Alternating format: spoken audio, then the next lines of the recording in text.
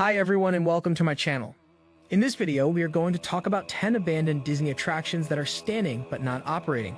Don't forget to smash the like button, share the video, and subscribe to the channel. Disney builds its theme park rides and shows to last. However, its parks and attractions are constantly evolving, and that means that inevitably, in time, most rides and shows will either be updated with a new theme and technology or removed altogether. Sometimes, though, if an attraction has no direct replacement, it is easier, and more importantly, cheaper, simply to leave it in place, hidden from guests' view. Scattered around Disney's various resorts are a surprisingly large number of such abandoned attractions. In some cases, the entire ride system remains in place, leaving fans with hope, however slim, that the attractions could return one day in some form or other. 10. Rocket Rods, Disneyland. In 1998, Disneyland's Tomorrowland underwent a major overhaul, re-emerging as New Tomorrowland. One of the casualties of the project was the former People Mover attraction, which had been installed to offer guests an overview of the area. Its moderately paced vehicles were replaced by the Rocket Rods, a high-speed thrill ride that operated on the same track. After boarding a 5-seat Rocket Rod, riders race around the circuit at a much faster pace than the old People Mover vehicles. Unfortunately, the new attempt to bolt the new attraction onto the existing People Mover infrastructure proved to be catastrophic. The unbanked turns weren't suited to high speeds, so the Rocket Rods had to slow down to a crawl on each bend.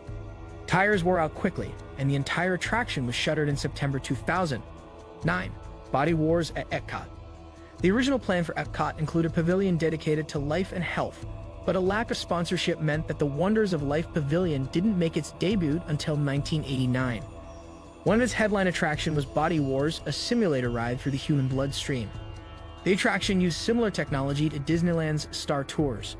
So similar, in fact, that sponsor MetLife demanded that the opening of Walt Disney World's clone of Star Tours at Disney MGM Studios be held back until later in 1989 so as not to take attention away from Body Wars. 8. Cranium Command at Epcot. The Wonders of Life Pavilion's other major attraction was Cranium Command. This saw guests becoming cranium commandos and being sent on a mission into the human brain.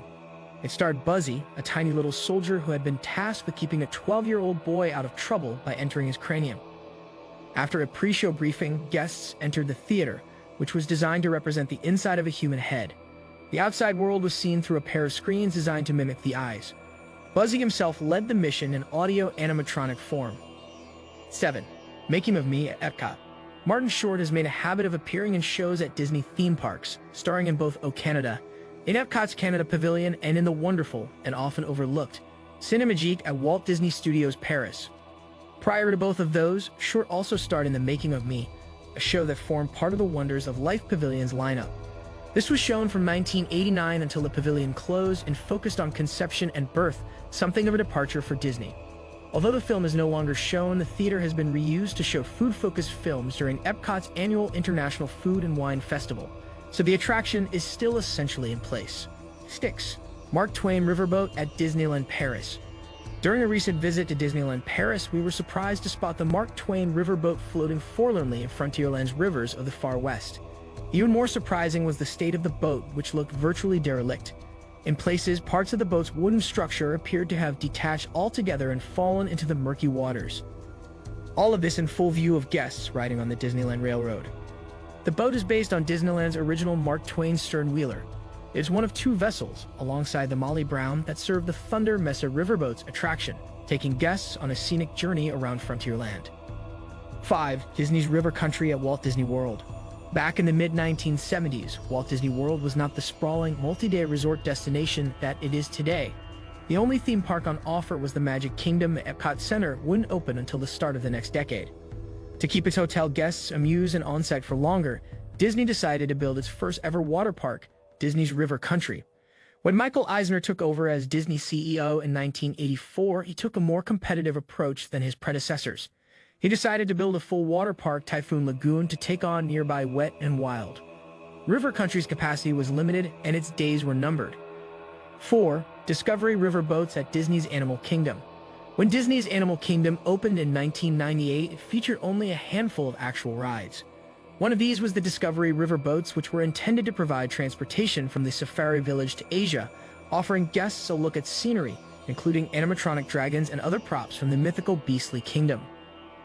Unfortunately, Beastly Kingdom was never actually built, leaving guests to look at bland riverbanks.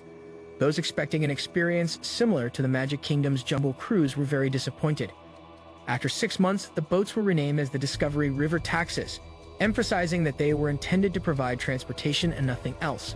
By 1999, the attraction was once again renamed, this time as the Radio Disney River Cruises, with the boats being repainted in bright colors and Radio Disney music piped in. It proved to be just as unpopular, and the ride was closed for good. However, the 2 landing docks for the boats remained in place, with both having been used as character meet and greet spots. 3. Food Rocks at Epcot. Kitchen Cabaret has to be one of the most unusual Disney attractions of all time. It was essentially a vaudeville-style show featuring singing food items, and was designed to teach kids about the 4 food groups. It operated in the Land Pavilion at Epcot for 12 years before being replaced by the similar Food Rocks, which itself closed for good in 2004. Eventually, Soarin' occupied some of the space that was used for Food Rocks. However, according to Modern Mouse Radio, the actual stage was left in place and hidden by walls. Even the animatronic figures are said to be resting just beyond your reach as you queue for the Flight Simulator ride. Whether that will remain the case if Disney goes ahead with rumored plans to add more capacity to Soarin' by installing an additional simulator remains to be seen. 2. Discovery Island at Walt Disney World. Located in Walt Disney World's Bay Lake, Discovery Island first opened to the public in April 1974 as Treasure Island and operated as a wildlife observation attraction until 1999. At that point, many of its captive animals were moved to the newly opened Disney's Animal Kingdom. While several alternative uses of the island have since been put forward, including turning it into an attraction based on loss, it remains off-limits to guests. Urban explorer Shane Perez reached the island in 2010, claiming to have discovered abandoned buildings, cages, preserved snakes in jars, even old employee photos. 1. ImageWorks at Epcot. The original Journey to Imagination attraction at Epcot was very popular. After disembarking, guests were sent through the post-show ImageWorks area. This hosted a variety of games and hands-on exhibits such as Magic Palette, a digital drawing station, Light Writer, using lasers to write and draw, and Bubble Music, a projection that moved in time with sounds. The most famous of these was the Rainbow Corridor, which assigned a color to each guest and followed them throughout.